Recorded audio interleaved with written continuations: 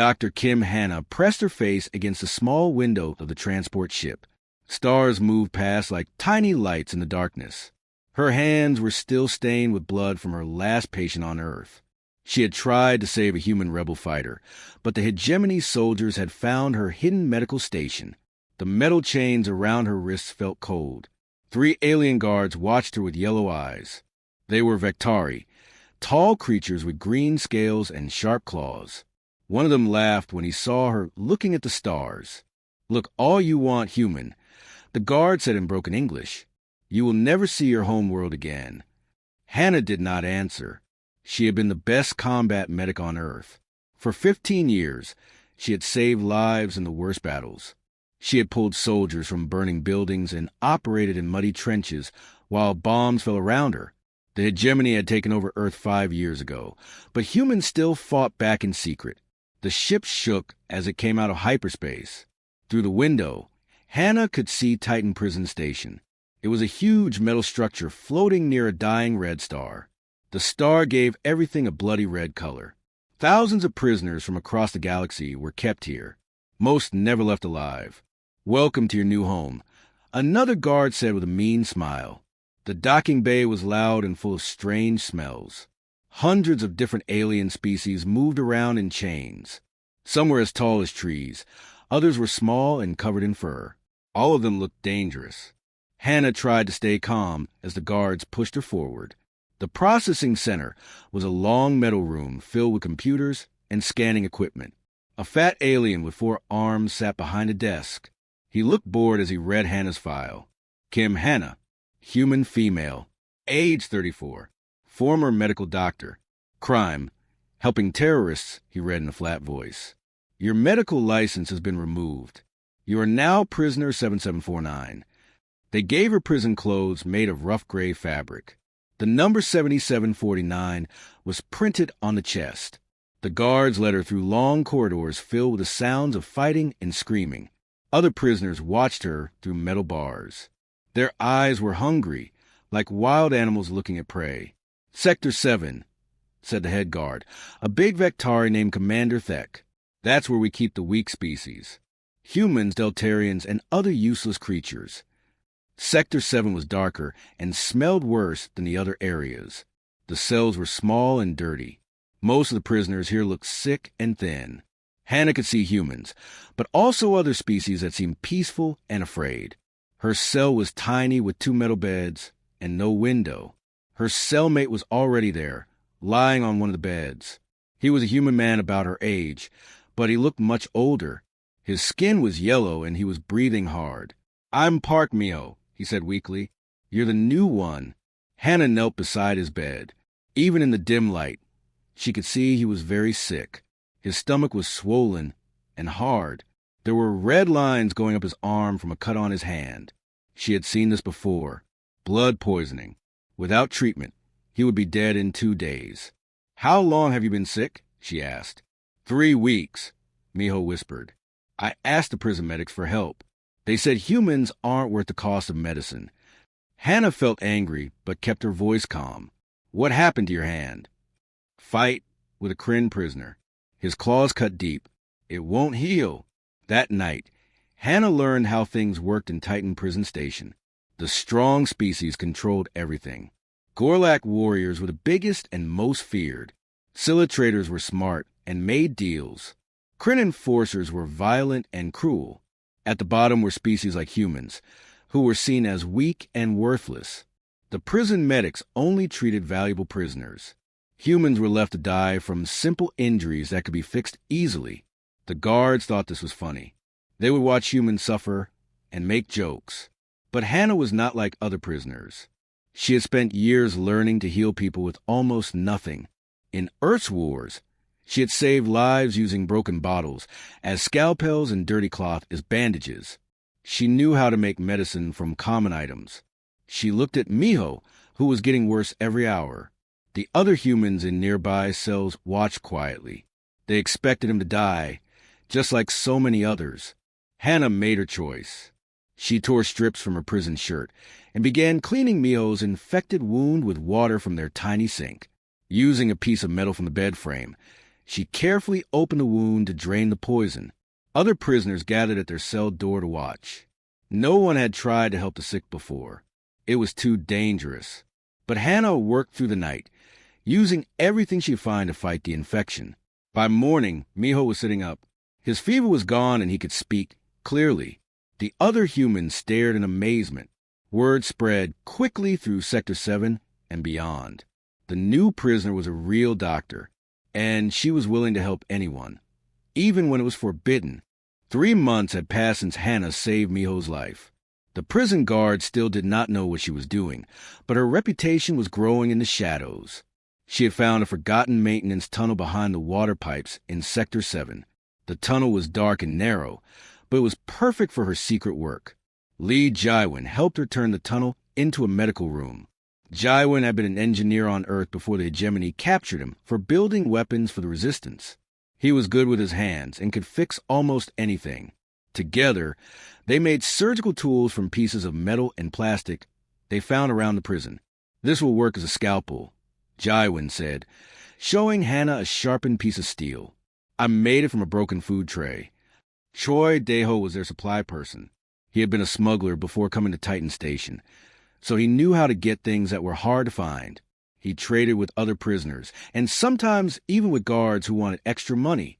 Daeho could get medicine, clean cloth, and other medical supplies through the prison's black market. The Silith and Block see as antibiotics.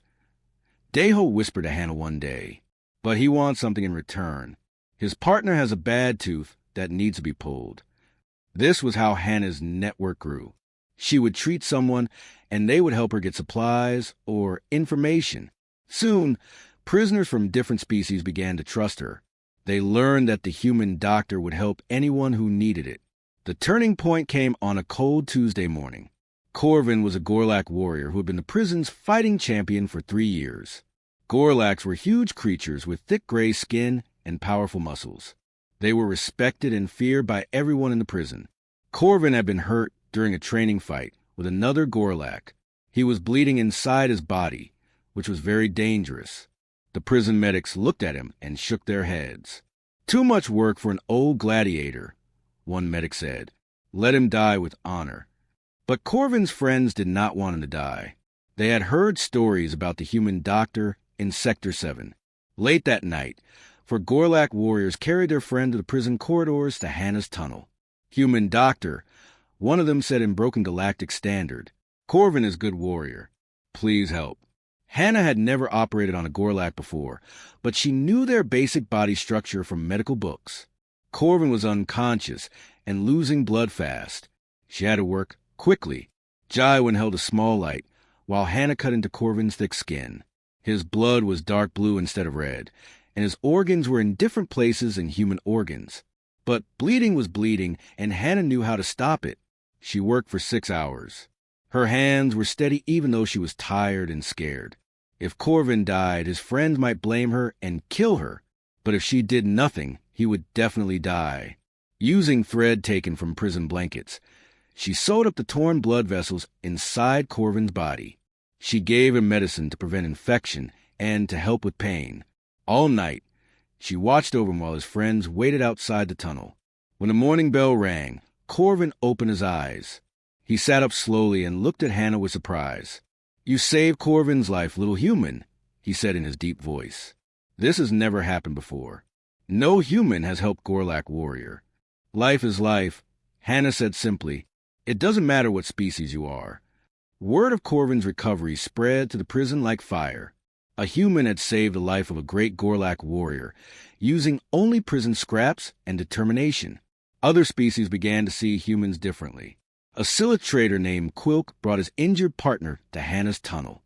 Siliths were snake-like creatures who were very smart and good at making deals. Quilk's partner had been poisoned during a business fight with another trader. "Human doctor," Quilk said, "if you save my partner, I will give you rare chemicals for medicine making." Hannah worked through the night again. Silith biology was completely different from humans or Gorlaks, but poison was something she understood well. She made an antidote using cleaning supplies from the prison and some of Quilk's own trade goods. When the Silith trader woke up healthy, Quilk kept his promise. He brought Hannah rare chemicals that could make powerful medicines.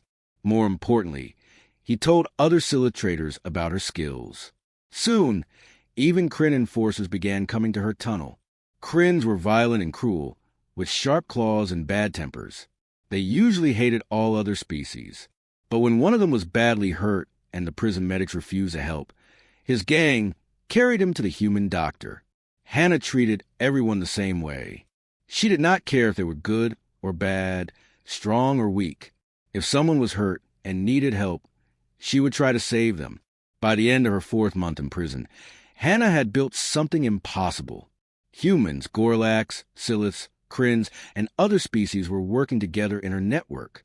They brought her supplies, protected her tunnel, and spread the word about her abilities. The ghost medic, they called her, the human who could bring the dead back to life. The message came through secret channels that Hannah did not even know existed. A small piece of paper was slipped under her cell door in the middle of the night. The words were written in 3 different alien languages, but Miho could read one of them. It says someone very important needs your help, Miho whispered. Someone outside the prison. The next day, a new prisoner arrived in Sector 7, but this was not really a prisoner. Hannah could tell by the way he moved and watched everything. His name was Zek, and he claimed to be a small-time thief. But his hands were too soft for someone who had lived a hard life. Dr. Kim, he said, when the guards were not looking, "My boss needs to meet with you." "I don't leave this prison," Hannah said. "If someone needs medical help, they have to come here." Zek smiled. "That can be arranged." 3 days later, the prison received an unusual delivery. A Scylla trader named Vex Morlach was being transferred to Titan Station for questioning. But during transport, his lieutenant had become very sick.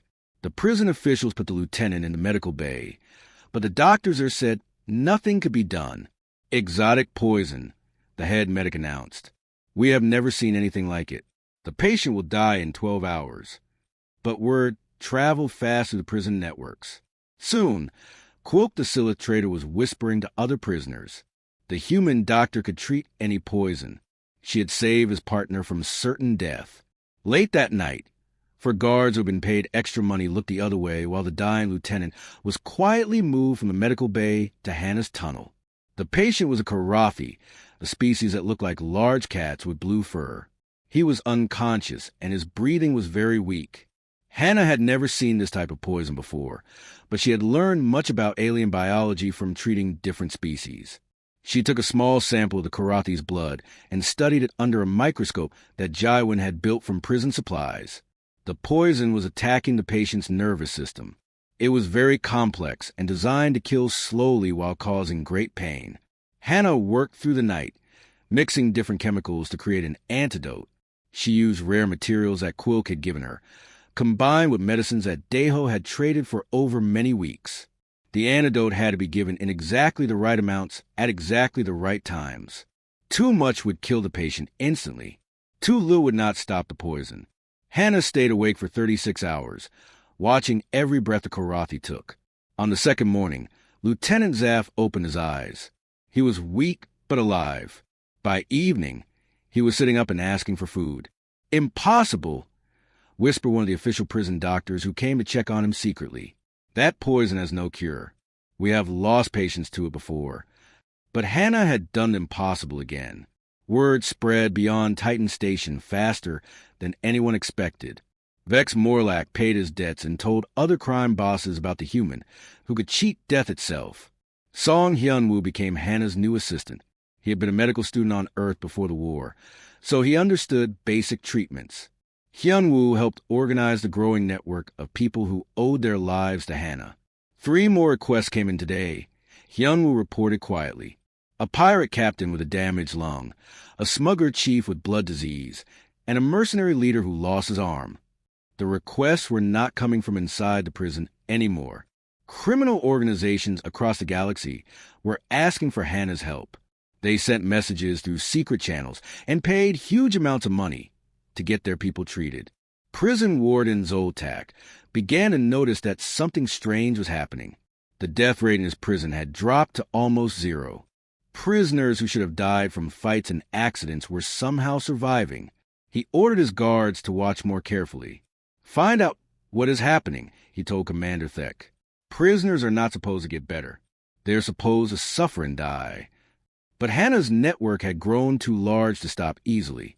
Corvin and his Gorlak warriors protected her tunnel from anyone who tried to cause trouble. Quilk and the Silitrators provided supplies and information from across the galaxy.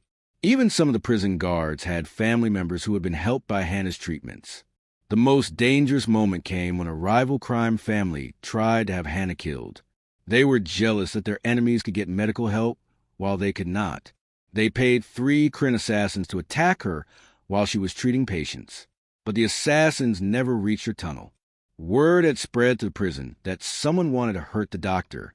Prisoners from every species formed a protective circle around Sector 7. Gorlaks, Silits, humans, and even some Kryn stood together to defend her. "You cannot kill the doctor," Corvin told the assassins in his deep voice. "Too many people need her alive." The assassins left without a fight. They reported back to their bosses that the human doctor was protected by the entire prison. Killing her would start a war that nobody could win. By her 8th month in Titan Station, Hannah had become something new. She was no longer just a prisoner. She was a force that could not be stopped or controlled. The trouble started in Sector 12 at breakfast time. A Gorlak warrior named Brack accused a Kryn enforcer of stealing his food rations. Words became shouts, shouts became violence, and violence spread like a disease through the prison corridors. Hannah was treating a Silitrator's broken arm when the emergency alarms began screaming. Red lights flashed everywhere, and the sound of fighting echoed through the metal walls. Through the prison's communication system, Warden Zoltak's angry voice ordered all prisoners to return to their cells immediately. But nobody listened. Years of anger and hate exploded all at once. Gorlak warriors fought Kryn enforcers in the main corridor. Silitrators threw poison darts at prison guards. Human prisoners broke into storage rooms looking for weapons. Even the peaceful Deltarians joined the fighting when guards tried to beat them back into their cells. "Doctor, we have to get you somewhere safe," Miho said, running into her tunnel with blood on his shirt. "No," Hannah said firmly. "Bring the wounded here. All of them." Within an hour, her secret tunnel had become a battlefield hospital. Injured prisoners poured in from every direction. Gorlak warriors carried wounded Kryn enemies on their backs. Silitrators helped bleeding prison guards who had nowhere else to go. Species that had hated each other for centuries worked together to save lives. Hannah moved from patient to patient like a dancer. She stopped bleeding, set broken bones, and treated poison wounds with practiced skill. Jaiwin and Hyunwoo helped her while Deo organized supplies that other prisoners brought from captured storage rooms. The worst case was a young Deltarian female who had been crushed under a falling wall. Deltarians looked like small blue humans with large eyes. They were gentle people who never fought anyone. This one was barely alive, her chest crushed and her breathing very weak. "She's too far gone," Hyunwoo whispered. "We should focus on patients we can actually save." "Every life matters," Hannah said, already cutting into the Deltarian's chest with a makeshift scalpel. She worked for 3 hours while the prison shook with explosions and fighting. Using metal plates from broken equipment, she rebuilt the Deltarian's crushed ribs. With thread from torn clothing, she repaired damaged organs. When she was finished, the young female was breathing normally again. Eugene-Soo burst into the tunnel, his face pale with fear. Jin-Soo had been a ship engineer before coming to prison, and he understood the station's technical systems better than anyone. "Doctor," he said breathlessly, "the outer hull has been breached in 6 places. The main life support system is failing. We have maybe 2 hours before the air becomes poisonous." Around them, wounded prisoners began to panic. They had survived the fighting only to face death from lack of air. But Hannah's mind was already working on the problem. "How many escape pods does the station have?" she asked. 48 pods, but they can only hold 12 people each," Jin-Soo answered. "That's not enough for everyone still alive." "Then we make enough," Hannah said. She turned to address everyone in the tunnel. "Listen to me. We're going to get off this station, but we have to work together. No more fighting between species. No more hate. We survive together or we all die. Using her knowledge of alien biology, Hannah began creating special mixtures for each species. Some aliens needed more oxygen than others. Some could survive in cold temperatures, while others needed warmth. She made sedatives to keep violent prisoners calm during the escape, and stimulants to keep the wounded conscious. Corvin, she called to the big Gorlak warrior, your people are strongest. You carry the wounded who cannot walk. Quilk, she said to the Scylla trader, your people know about life support systems. Check each pod before we load passengers. For the next hour, an impossible thing happened. Natural enemies worked side by side to save each other's lives. Kryn enforcers gently carried injured Deltarians. Human prisoners shared their oxygen masks with Gorlak warriors. Scylla traders used their poison knowledge to help rather than harm. The evacuation was going smoothly until they found Warden Zoltak, trapped under a collapsed beam in his office. His legs were crushed and he was bleeding internally. The same alien who had sent thousands of prisoners to their deaths was now dying himself. Leave him, growled a Kryn enforcer. He deserves to die for what he did to us. No one deserves to die, Hannah said quietly. She knelt beside the warden and began examining his injuries. For 4 hours, she operated on the creature who had made her life miserable. She used every skill she had learned to save him, even though he had shown no mercy to her people. When she was finished, Zoltak was stable enough to be moved. Why? He whispered, his yellow eyes filled with confusion. I am your enemy. I have hurt your people. Because life has value, Hannah replied, even yours. As the last escape pod prepared to launch, Hannah realized there was not enough room for everyone. The most badly wounded patients could not be moved, and someone needed to stay with them until rescue ships arrived. Without hesitation, she stepped out of the escape pod. I'll wait with them, she said simply. She watched as the pods launched into space, carrying humans and aliens who had learned to see each other as equals rather than enemies. The cantina on Kepler Station went completely silent when Dr. Kim Hannah walked through the door. Conversation stopped in the middle of words. Hands that had been reaching for weapons froze in the air. The most dangerous criminals in the galaxy looked at her with the same respect they would show to a powerful storm or a deadly disease. She was not a big person. She still looked like the prison doctor who had saved lives in a forgotten tunnel. But everyone in the cantina knew her story. They knew what she had become since escaping from Titan Prison Station 3 years ago. Hannah walked slowly to a corner table where a Korathi crime boss sat waiting. His name was Krez, and he controlled the biggest drug smuggling operation in the Outer Rim. His blue fur was matted with blood, and his left arm hung useless at his side. Dr. Kim, Krez said with a pained voice, "Thank you for coming." "Show me the wound," Hannah said simply. She examined the crime boss while his bodyguards watched nervously. A Republic patrol had attacked his ship, and energy weapons had burned through his arm and shoulder. Any normal doctor would have cut off the arm to save his life. "I can fix this," Hannah said, "but I have conditions." "Anything," Krez replied quickly. 3 human colony ships are trying to reach the Andromeda sector. Your people have been attacking them and stealing their supplies. That stops now. You will give them safe passage through all territory you control. Krez hesitated. Those colony ships carried valuable cargo that his organization had been planning to steal. But he knew that refusing Dr. Kim Hannah meant losing access to the only medic in the galaxy who could save his life. "Agreed," he said finally. This was how Hannah worked now. She did not ask for money or power. She demanded that her patients do things that would help innocent people. Crime bosses who wanted her medical skills had to stop attacking refugee ships. Warlords who needed surgery had to provide food to poor planets. Corrupt officials who required treatment had to release political prisoners. Her clinic was hidden in an asteroid field where no government could find it. The asteroid had been hollowed out and filled with the most advanced medical equipment that money could buy. Former prisoners from Titan Station worked with her, creating a network of safe houses and communication channels that spanned the entire galaxy. On Minjay managed her appointments and security. He had been her first patient in the prison, dying from a simple infection that the guards refused to treat. Now he was her most trusted assistant, coordinated with contacts across space to arrange treatments and negotiations. Another message from the Hegemony Council. Minjay reported, sliding a data pad across her desk. Admiral Vorth needs surgery for heart damage.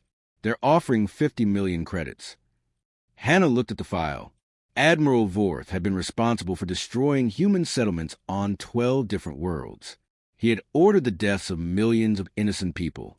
Set up the meeting, she said, but tell them my price. What price? Minjay asked. Complete withdrawal of hegemony forces from the Tau sector. There are human refugees hiding on those worlds. They get full amnesty and transportation to safe territory. They'll never agree to that, Minjay said. Then the Admiral dies, Hannah replied calmly. This was her reputation now.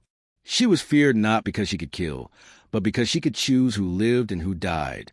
The most powerful beings in the galaxy needed her skills to survive their dangerous lives, but she would only help them if they agreed to help others. A week later, the hegemony agreed to her terms. Admiral Vorth received his surgery and made a complete recovery. 50,000 human refugees were transported to safety in Republic space. The galaxy's most wanted criminal had forced an empire to show mercy. Not everyone was happy with her methods. The Synderen cartel had put a bounty on her head after she refused to treat their leader unless he stopped selling slaves. 3 different assassination teams had tried to kill her in the past year. All 3 teams had failed, not because Hannah fought them, but because her reputation protected her better than any army. Crime bosses whose lives she had saved sent their own assassins to stop the attacks. Warlords who owed her favors provided security for her clinics.